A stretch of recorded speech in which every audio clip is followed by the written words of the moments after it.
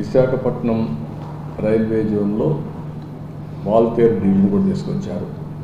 ఇప్పుడు దాన్ని వయబిలిటీ ఉండేట్టుగా తయారు చేసి విశాఖపట్నం రైల్వే జోన్లకే దాన్ని కూడా పెట్టడానికి ఒప్పుకున్నారు. అది కూడా వర్క్ జరుగుతూ ఉంది. ఒక సమస్యని పరిష్కారం చేయగలిగాం, జటిలమైన సమస్యని పరిష్కారం చేసుకోగలిగాం. తొందరలోనే ఫౌండేషన్ వేస్తారు. ఇంకొక పక్కన మీరు ఒకసారి చూస్తే విశాఖపట్నం ఔరా నుంచి చెన్నై ఎట్లయితే national highway golden quadrilateral road 4 lane ఉందో ఇప్పుడుండే 2 లేన్ని 4 లేన్ చేస్తున్నారు. ఇంక్లూడింగ్ ఎలక్ట్రిసిటీ కూడా, ఎలక్ట్రికల్ లైన్స్ కూడా పెడుతున్నారు.